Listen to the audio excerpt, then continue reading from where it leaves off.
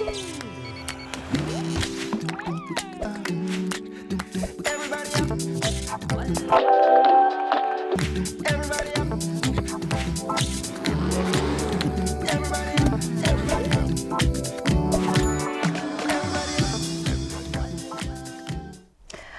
көтөрүүчү мыкты музыкалык чыгармадан кийин биз болсо программабыздын сапарын алдыны көздөй улантып өрмөкчүбүз. Бизде болсо студияда коногубуз бар.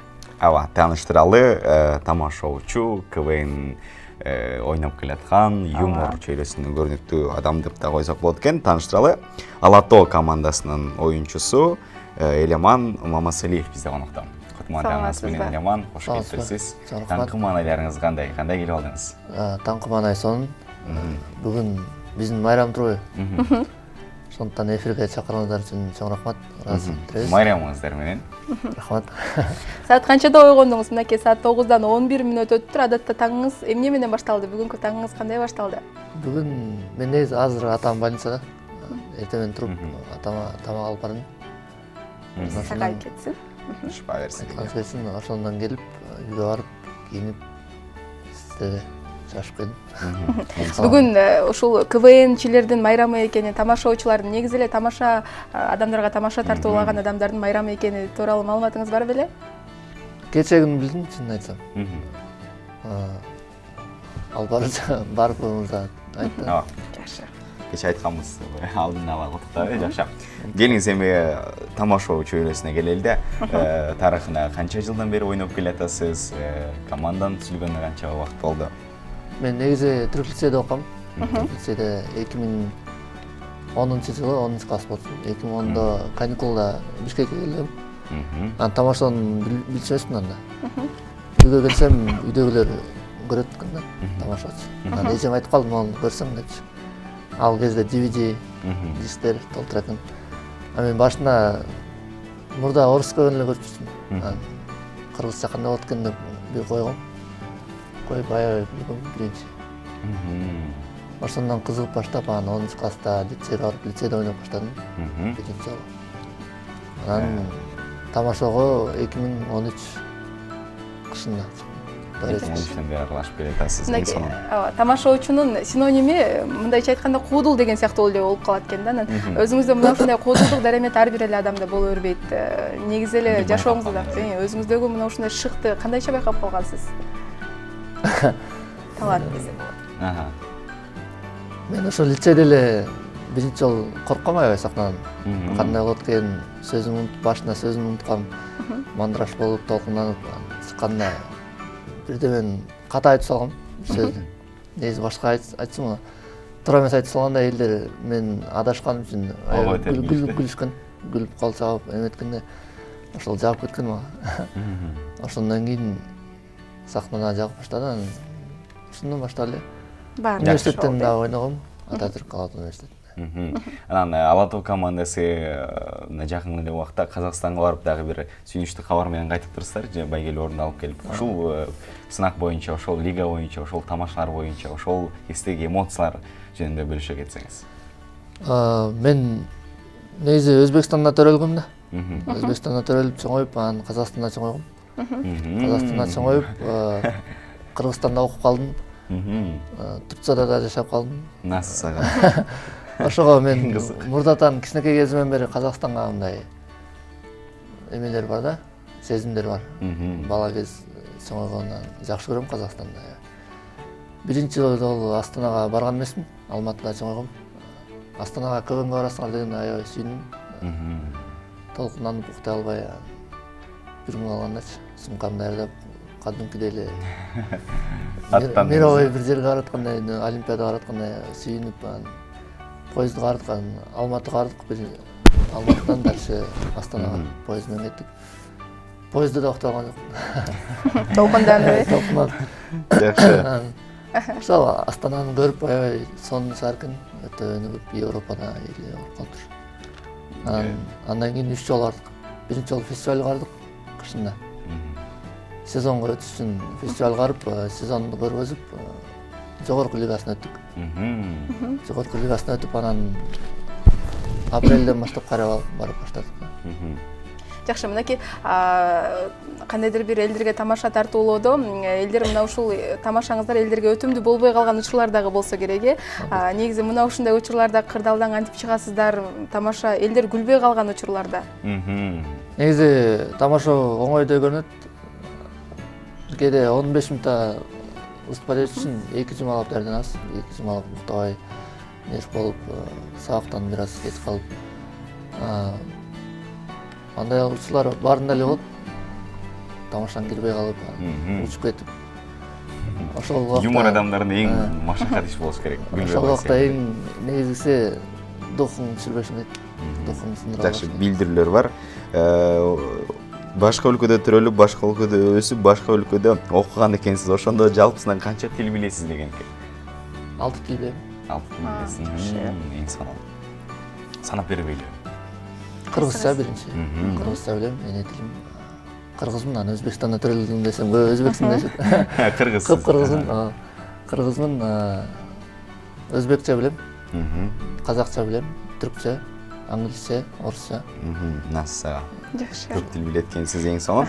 Элиман мырза, негизи эле билдирүүлөр бар. Саламатсызбы, Кутман таңыңыздар менен бир тамаша айтып күлдүрүп бербейсизби деген экен. Жогорудагы. Дале айтып коеюн. Бишкекте бушпаган гамбургерди эткин мисалсын. Же болбосо өрт өчүрүүчүлөр күйүп жаткан тоокканага атайын кечигип барышат. Тоокканага. Эң сонун. Өрт өчүрүүчүлөр тоокканага атайын кечип. Эң сонун экен.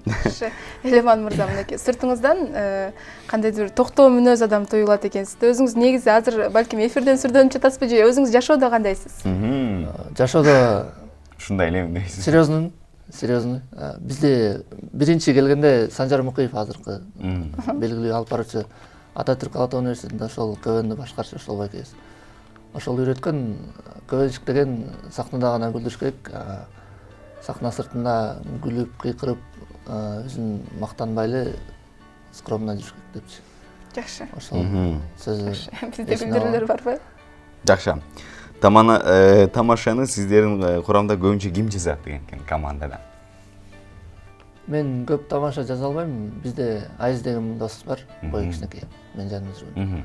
Ошол бою кичинекей болгону менен баш аябай чоң. Автор деген, КВН автор деп ошол бала көп жазат. Тамашалар эмнеден улам пайда болот? Тамаша жазыш керек бүгүн деп мына ушундай атайын план коюп аласыздарбы? Мына бул күнү деп, же болбосо тамашалар кандайдыр бир көчөдө жүрүп, же болбосо эмнелерден улам пайда болот?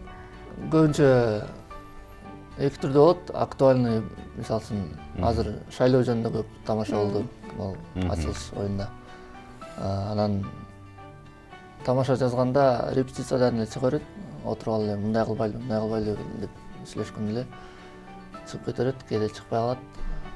Тамаша жазыш үчүн курсак ток болуш керек. Эң сонун. Же көп болуш керек. Тамашоонун башка алгачкы сезондорунда чыккан тамашоочулар учурда көрүнүктүү актер болуп, көрүнүктүү эл көзүнө көрүнгөн адамдар болуп аталып калды да. Анан ошондон улам дагы көпчүлүк азыркы жаштар тамашоого атак даңк үчүн жылдыз болсом экен деген максатта дагы келип атышат да. Сиз тамашоого кандай максатта келип калдыңыз эле? Мен тамашоого хобби катары. Мен англис тил факультетинде окугам, Ататүрк.